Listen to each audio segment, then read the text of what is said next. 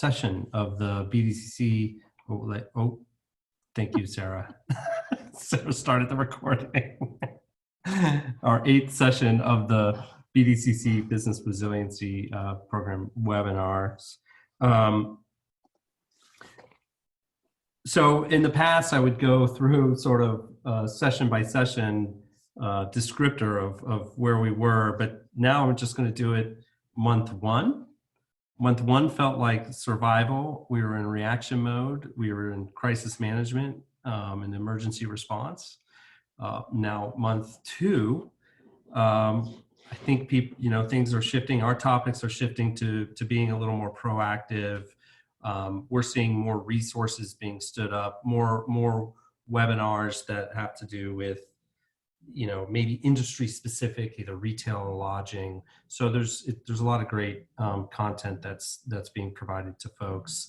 And I'll say this now, and I'll also, if I can remember, say it at the end. We're going to shift these to every other week. So we'll take a break next week and resume. What would that be? On the 22nd. And I'll be starting to curate these to more probably topical sessions. Some of the ideas I have, one idea is almost like a business service showcase where people who maybe provide graphic design services for small businesses or bookkeeping services, we can maybe do a quick roundtable so other businesses in the area can know what resources there are for folks. I think in a rural region, sometimes it's difficult to do, and this is maybe a great platform to try to get that done. So, look for, keep your eye on your emails for future announcements about topics. Sarah, do you want to do a brief overview as we've done in the past? Or do you think, okay, good. Yeah, I think the most important thing for everyone on the call is just keeping yourself muted, please, unless you are speaking, obviously. And if you do have something to share, to use the raise hand function, which if you click on the participant list, you can see there's a bunch of options at the bottom. And by using that, I can see who's virtually raising their hand and can unmute you.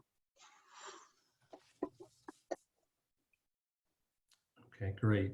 So I'm gonna scroll again through to see if there's any delegation representatives. Sarah, do you see anyone? No, I do not. Okay. Then I think we can transition to our wonderful guests who agreed to be with us today. And those folks are from VOSHA, WorkSafe, and VMAX, the Vermont Manufacturing Extension Center. We have Sean Barth, who is an industrial hygienist. We have Stephen Monahan, who is the VOSHA director. And we have Carla Withrich, who is VMAX Professional Manufacturing and Business Growth Advisor. So earlier this week, these folks put on, and I have to admit, I haven't been able to watch the recording yet. If the recording's out, we want to make sure that we get that posted in the chat if it is, if possible. This team presented a webinar. I think it was on Wednesday. I wasn't able to go due to a conflict, but it really caught my eye. And while I don't necessarily want to duplicate other content because it'll be out there, it's recorded, I thought it'd be interesting and would serve this region well to have folks here available to answer any questions. Ask Carla, Stephen, and Sean if there are any recurring questions that sort of came up over and over that made you folks really think about the work that you're doing and what might be helpful for small businesses. So with that, I'm going to turn it over to Carla. What? Sorry, that was my fault.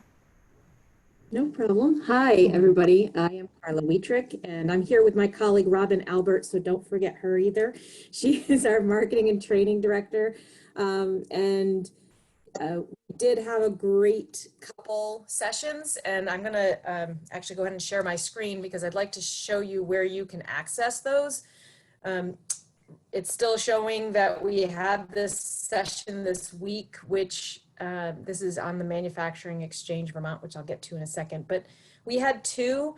We had one last week on Friday, which was just a Q&A. We just expressed what was in the guidance for reopening and allowed manufacturers who stayed open to share their learning, and then questions from folks who were either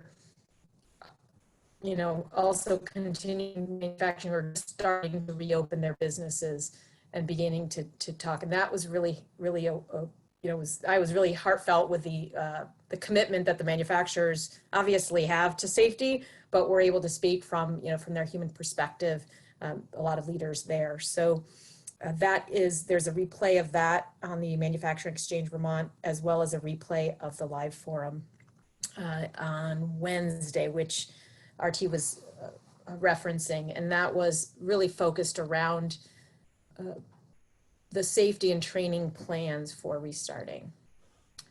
So I wanted to, this is a really great forum for us to provide information to folks. So I just wanted to, it's a little bit of a plug, but it's also a resource for you. Just let you know that you have this resource.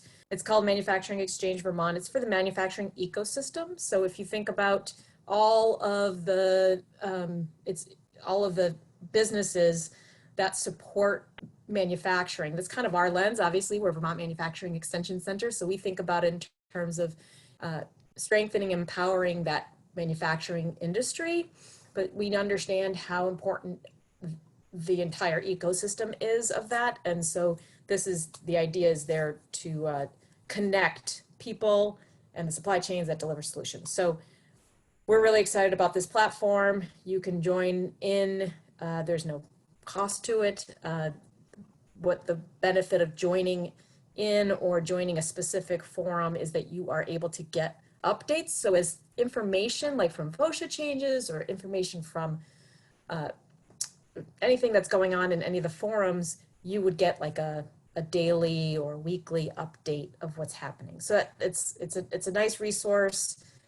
VMAX has been given the responsibility and a bit of an honor to have convened some folks in the manufacturing area to create that guidance for the sector of manufacturing for reopening.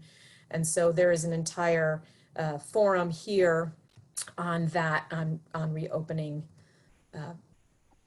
the manufacturing sector.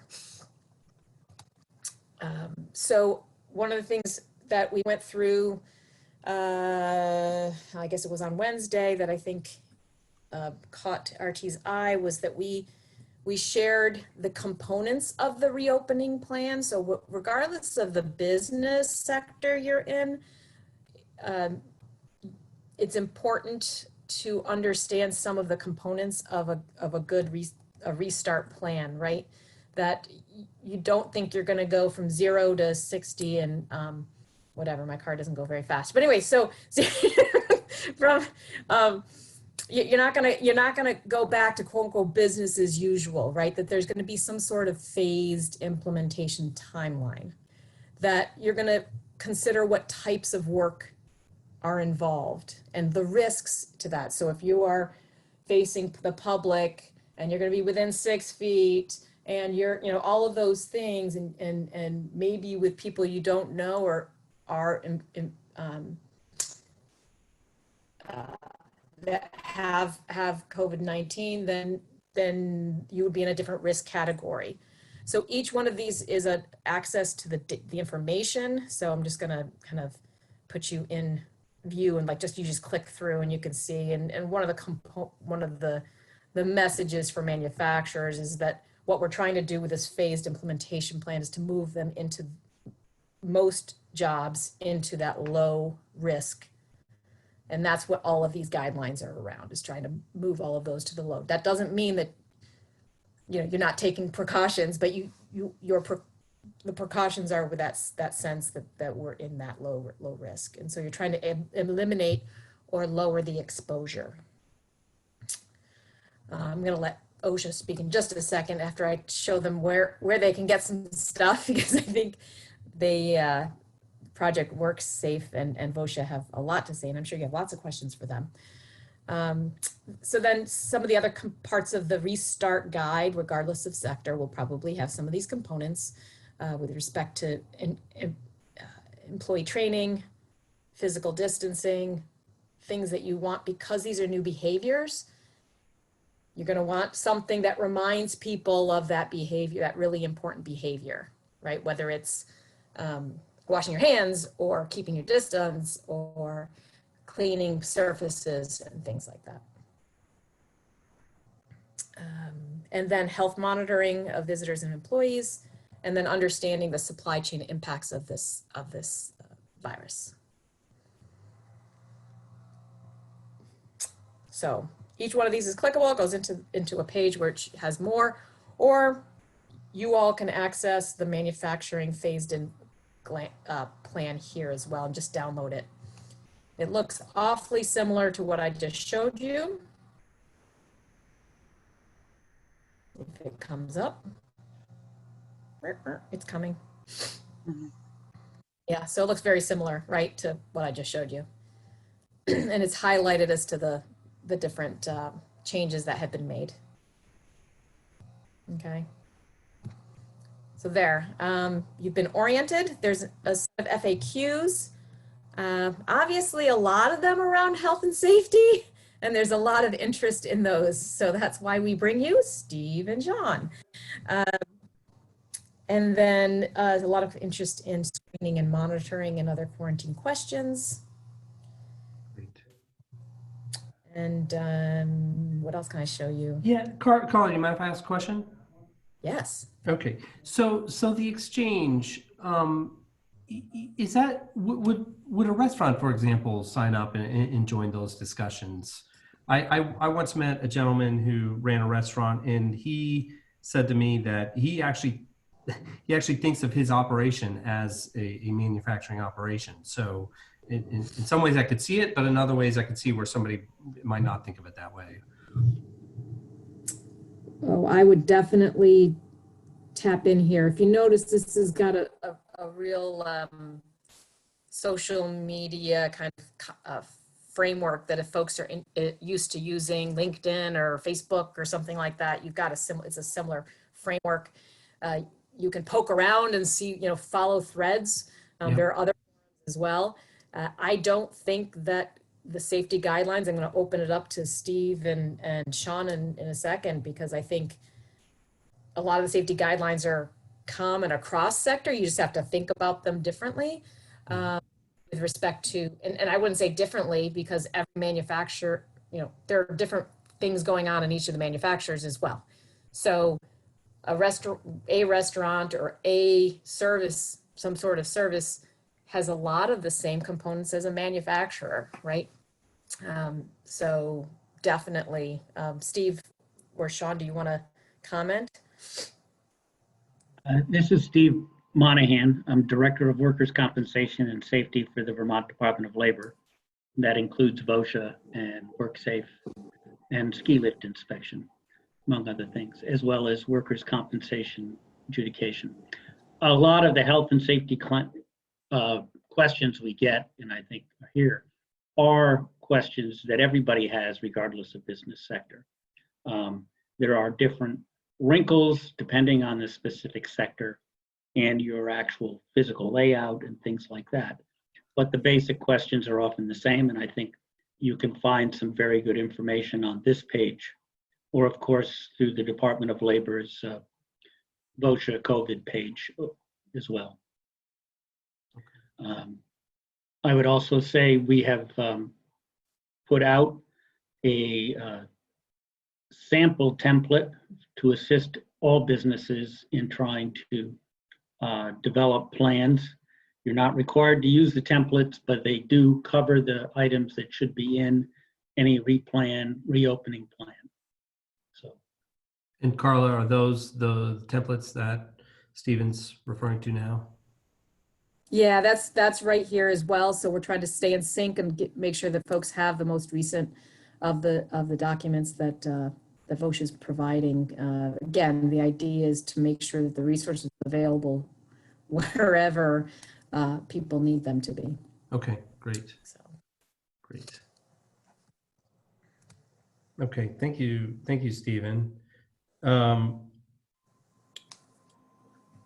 Sean, would you mind introducing yourself and telling us a little bit about some of the things you think about and some of the questions that you've been receiving? Yeah, my name is Sean Barth. I'm the industrial hygienist for Project WorkSafe.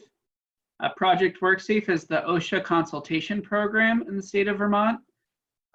We operate very similarly to VOSHA or Vermont OSHA, except we are a voluntary program, so you or the employers have to request our services, opposed to where VOSHA, they can knock on their door if they choose to. And then we are free.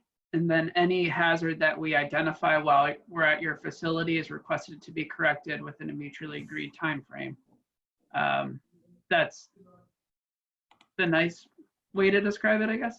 It's not nice. So, so some things I was just thinking about were with that thought of what's applicable to manufacturing establishments versus restaurants is something that OSHA and other safety professionals revert to often. It's called the safety and health management system. It's basically how do you create a system in which your safety and health programs are implemented. And for a system, there's basically inputs, some sort of process, and then outputs.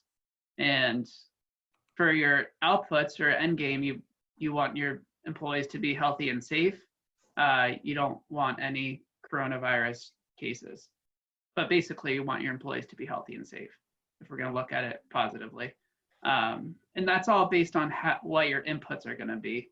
And that's laid out in this program that's now required by the governor and VOSHA. And that consists of washing your hands, physical distancing, masking when in the presence of others, providing hand sanitation stations. All these different inputs are critical for resuming operations and keeping employees safe. So that was one thing I was just thinking about. Okay. Great, thank you. And Carlo, apologies, we stole your screen so that we can see Sean. If you need to share it again, just let us know. Carl, I want to toss it back to you. Was there anything else that you wanted to highlight, either with the exchange or VMAX work specifically? Maybe folks aren't familiar with VMAX, so maybe just a high-level overview of what you typically do for folks and how you're interacting with small businesses, related to COVID. Sure. So as I might have alluded to earlier, VMAX mission is to strengthen and empower Vermont manufacturing industry, and that's pretty broad. We do work with respect to growth and strategy sort of work, as well as improvement, operational efficiency, things like really implementing those winning strategies, if you will, as well as training and workshops and things like that. So we're whether we have a small team as a core team, we are 11 strong, and yet we feel much bigger than that because we have our RDCs, our partners, right, and all the partners that we have in the state, as well as we're part of a national network called the MEP National Network. I just got off a call earlier that we were partnering on training, doing some of the training that we normally do on site to provide job instruction, the ability to teach people tasks quickly and safely and conscientiously, and how important that is to do, especially now during this time. So during this time, we've been providing retooling, really looking at the supply chain for some of the critical PPE. So the critical personal protection equipment, masks, cloth masks, N95 masks, ventilator helmets, ventilators themselves, things like that. And it's been really great and what do I say, invigorating. It's been a very dynamic time for us, but it's really great to be doing this kind of work with even more manufacturers, even more parts of our partners. So we are very much kind of doing the same shift you're doing from response and crisis management and helping companies through that to the recovery and the resilience. So we're that shift as well, and we are most definitely available to engage with you all in that. Okay, great. Thank I want to you. mention that there's another session that we're going to be going through on Wednesday with scenarios, especially about coming back to work. So returning to work scenarios, especially, and also we'll get into some of the operational things. So things like, given this scenario, we're going to have a little bit more interactive session about how would you, what things do you need to consider, or would you consider, what options do you have, and then having a panel talk about some of those best practices. Okay, great. Thank you. There's a question in the chat, and I don't know if Sean, Stephen, or Carla, this has maybe come up in some of your other sessions. Eli asks if there's a local source. So that's one question. Well, but for bulk purchasing related to hand sanitizer, have you folks seen either a statewide or regional resources for hand sanitizer?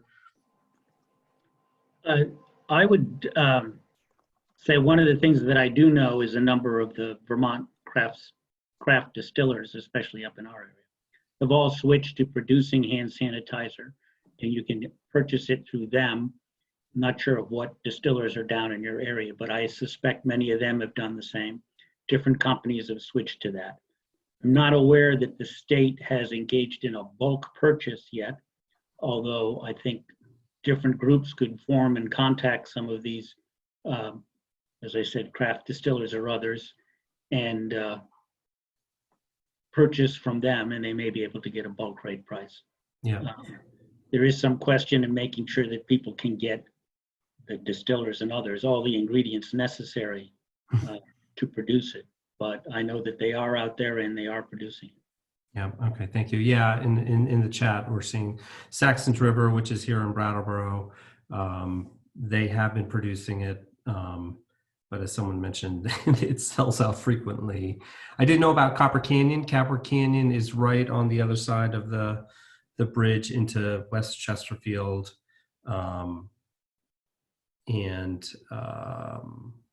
yeah. So there are some resources in the region.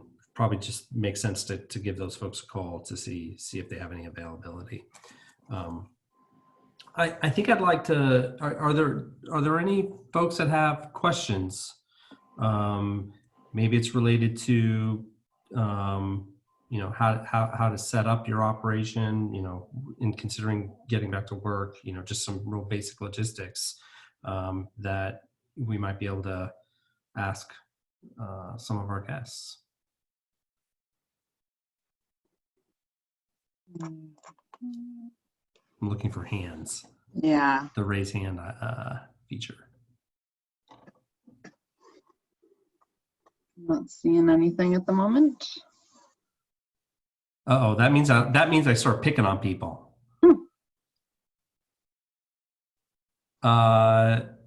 Tavernier Chocolates. Oh. How about you? How are you folks doing? Are you able to unmute? They're being stealthy. Well, perhaps I'll prompt some discussion. Yeah, that'd be great. One of the things that everyone's required to do before they reopen is ensure that their employees take the training that's posted. One of the key parts of that training is for employees to understand how COVID is transmitted, basically aerosolized droplets. And that will help and assist them in understanding why we have the face mask requirements. And we frequently get questions asking for the difference between a respirator and a face mask. They serve different purposes. I would let Sean get into the details of those. But essentially, one prevents the wearer from inhaling a toxic atmosphere, and the other, the face mask, prevents the wearer from possibly spreading the disease to others. And you can improve if everyone in a group or a workspace is wearing the mask, then you improve the likelihood that none of them will transmit the disease to each other. But part of that all begins with understanding of how the disease is transmitted. And since we don't know whether you're carrying it at any given time, it's important to protect others by wearing the mask or whatever when you're in their presence. Yeah. We Great. also get a number of questions on the role of health monitors and others, but before I go to there, we'll stop and see if there's any questions on the first piece. Great, thank you. And I see Carla is sharing her screen. Yeah. I think she was showing the location of the training, right? Yeah. Yeah. Yeah, we've done that here. We've done that here at the BDCC. We went through the training, and I don't know, I signed a document too somewhere. So Right. So key employer responsibilities are to make sure that your employees have taken the training. yeah. If you're not required to do the actual one online, you can develop your own as long as it covers at least those things. And you need to maintain documentation that your employees have taken the training. The online one that VOSHA put out does have a certification that an employee can turn into their employer. And you should maintain those at least for the duration of this pandemic period. You don't mail them to the state. You should be able to produce them if we show up and ask to see them. Similarly, you're required to develop a reopening plan. Carla showed you the places and templates and ideas that can go into that reopening plan. Again, you need to maintain that and produce it if requested or if your employees ask for it. And it's important that you train your employees on what the plan is and what they're supposed to be doing. And they provide it if requested, but don't mail it or send it otherwise to us. We don't need 22,000 plans coming into our office. So we should send you documents. Is that what you're saying? Okay. Please not. I get enough of those on the workers' comp side. No, I'm sure. Noted. Okay, so John, I see you turned on your video. Thank you. Sorry for putting you on the spot. Yeah. Do you have any questions? How are you doing in your environment? And because I know you're still producing. Let me unmute you. Sarah and I are probably stepping over each other's feet. There I'm we go. unmuted. Yeah, you're unmuted. Okay, hi. Yeah, so there's the two of us at this point. We are down 2 employees. Sure. We went through all the training materials, and pretty much it ratchets up what we're already doing, for Department of Health requirements, but we are constantly vigilant on all our surfaces. We know what we're supposed to be doing. We do have I wouldn't call it curbside. We have a pickup location outside our shop, which we currently can use, but that will have to end once it gets warm inside the building because we're making chocolate. So we will probably go to a curbside pickup. We've talked with BDCC folks about that happening, and we will do that, and then we'll follow all the regulations there are involved with that. which is mask, gloves, throwing stuff into people's trunks, that kind of deal. Okay. We were, up to this point, 90% of our business was retail and wholesale. And 10% of our business was online. And that has absolutely flipped in terms of the percentage of what our business is. We just went through a week of shipping as much as we did during Christmas, which is Wow. unbelievable. So it makes sense, a Mother's Day situation, and people can't get together, they're sending chocolates. So carts and carts of boxed chocolates have been going out to the loading dock. So that's great. But now we get into the no more holiday seasons. We haven't come up with a 4th of July chocolate holiday, really.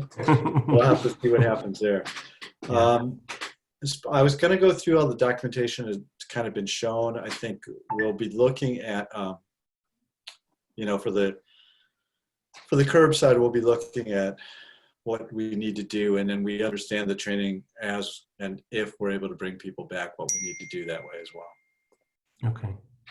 All right. Great. Thanks for sharing what you're doing, and I'm glad to hear that you're able to really ramp up the online sales. That sounds great. Yeah. Was that you, Sarah? John, did you have something else to say? And then I'll go. No. Thanks for these sessions. I've learned something every week. I'll see you in 2 weeks. Okay, great. Thanks, John. Lissa had her hand up, but it's now down, but I'm going to call on her anyways. Okay. Hi, everyone. I had a question in preparation for opening up to the public at the River Garden. Have there been any regulations around what do we need to post things for people who are coming in? Do we need to clean the bathrooms every time somebody comes in and uses the bathroom? Are there any, can you point me in the direction of kind of where I can find that information? And Lissa, can you, in case these folks aren't familiar with the River Garden, especially Stephen, Carla, and Sean, just give it sort of an overview of what the River Garden is. Sure. The River Garden is right in the middle of downtown Brattleboro, and it's a public building that is mainly used for rentals, like events and an art gallery. But really, mostly what people come in for is to use the bathroom. So if we're going to be honest. So that's kind of, we can kind of, we have a pretty small staff. We can kind of easily scatter the schedule so that there's no more than 5 people in the building at the time. But I'm just wondering about, when we're open to the public, what that's going to look like and how we're going to kind of manage, not that we get huge crowds, but how we're going to kind of manage people coming in and out of the building. So Stephen, do you have some thoughts maybe? I do. One, I think posting, it's strongly recommended in the governor's executive orders and by us that you post and ask people, A, not to enter the building if they're feeling any symptoms, and B, to wear a mask when they do enter the building. And that will help, that will protect your employees as well as others. And engage in regular, frequent cleaning of common areas and facilities. And there is guidance from the CDC. There's a link to that posted on our website, and I think on the ACCD and VMAX websites on sanitation and cleaning procedures for those facilities. But follow those. You don't necessarily have to clean the bathroom every time somebody enters, but it should be done regularly throughout the day to maintain safe surfaces. And those are my initial thoughts. And if you convince the public to follow those rules, then your staff will be safer, and the public will be safer as well. Sean, would WorkSafe, Project WorkSafe, be a good resource for Lissa?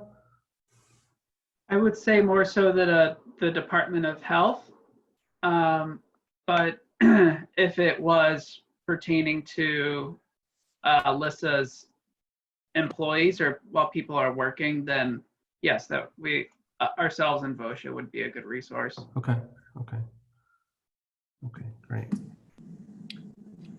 Yeah, my comment there is to echo what Steve says about, postings are really very effective, right? So if you're expecting a new behavior, making sure that's posted as a reminder of, everybody knows you're supposed to wear a mask, but if you got your mask down around your neck and you see the posting, you'll remember to put it up, right? It's just the same thing with safety glasses in manufacturing areas. Same thing with gloves or whatever. So just, I think I would strongly encourage, if it's not normal, postings are very effective. And they don't have to be pretty. They just need to be there. Okay. I would say that Project WorkSafe does have a consultant in the Brattleboro area.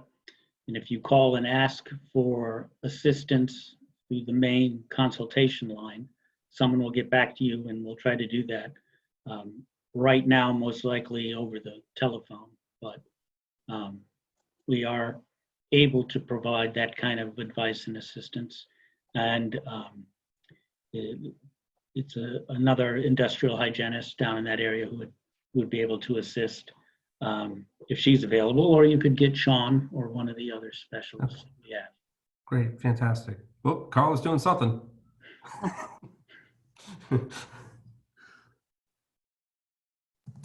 I just wanted to share that there is, just so you don't have to make new postings, you can, of course. There's a whole Oh, that's awesome. kit here.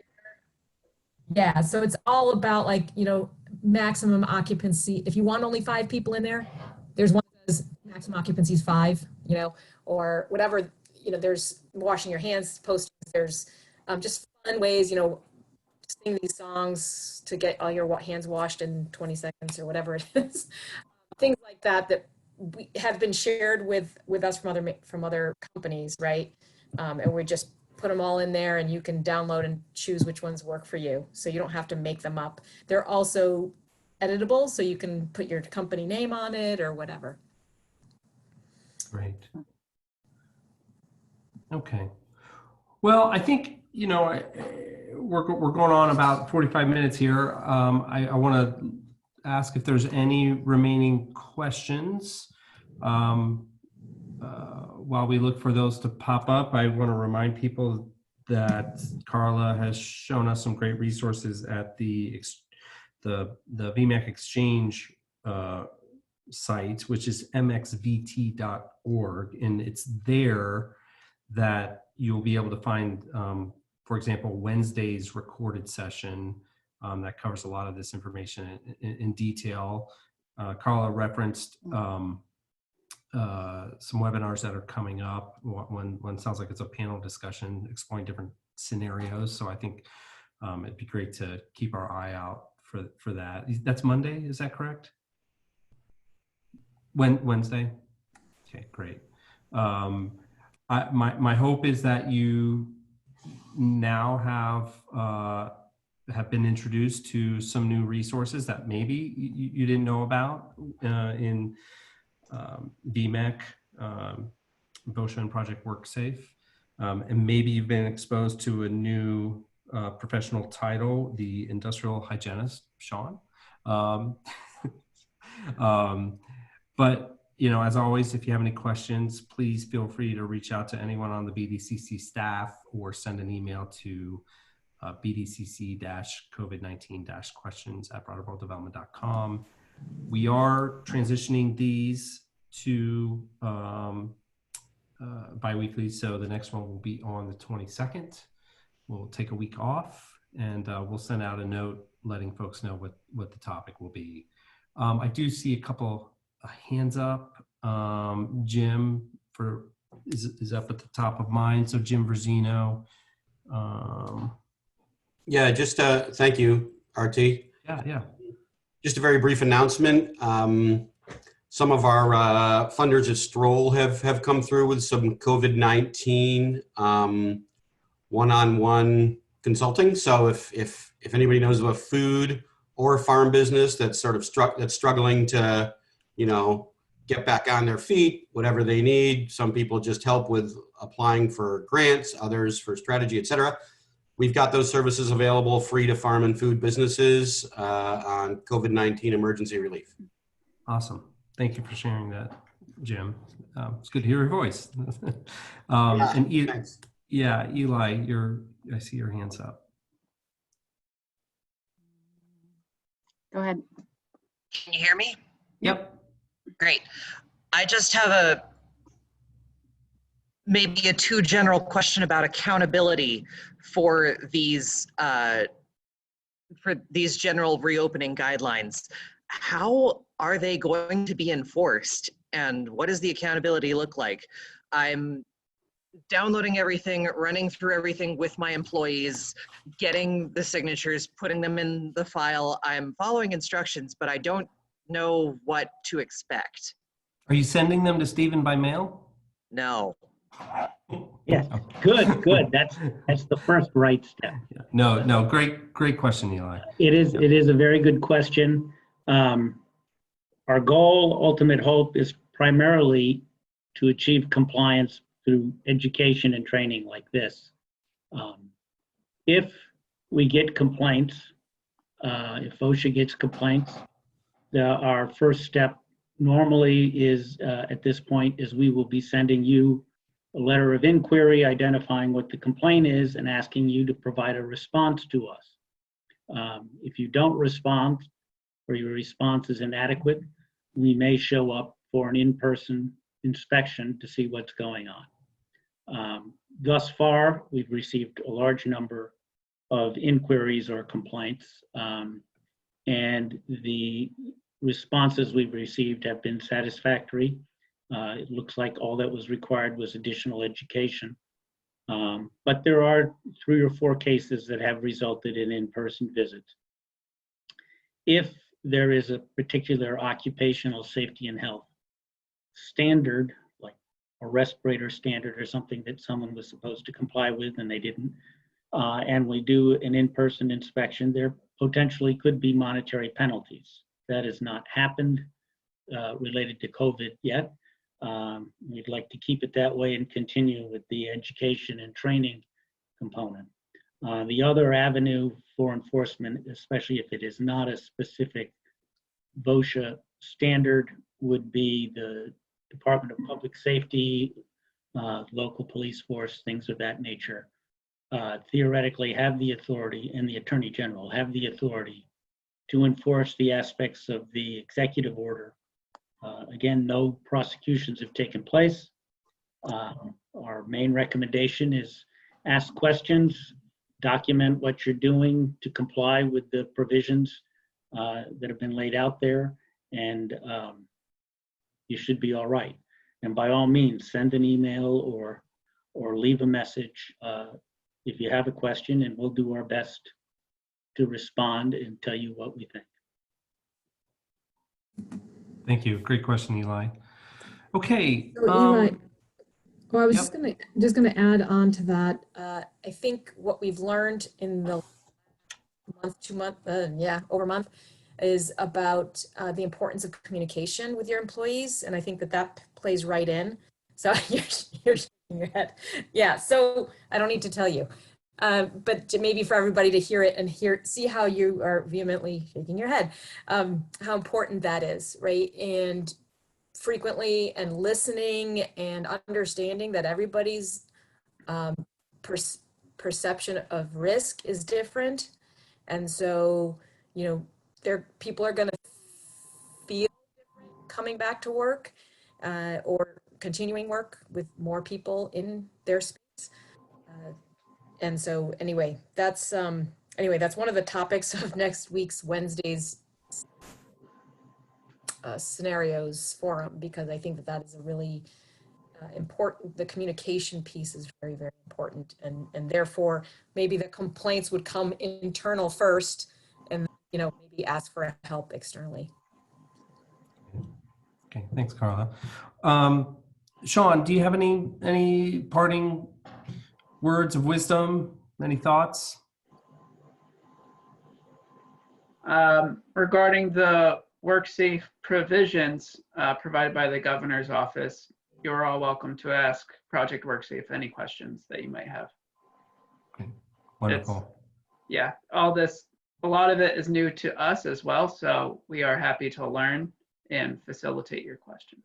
Great, thank you. And Stephen, any parting words? I guess I'd say wash your hands. Yeah. Thank you. And Carla?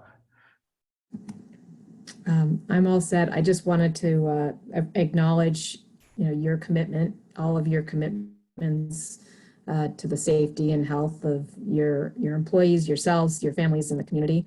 It's really heartwarming to see the dedication and commitment that all of the businesses have had in staying safe, staying home, staying safe. So thank you for that. I know that is not easy. Yeah. And Sean, Carla, and Stephen, thanks so much for joining us this afternoon. I think that'll bring us to a close of the 8th session of the Business Resiliency Programs webinar series on May 8th. So have a great weekend, folks. Take care. Thank you.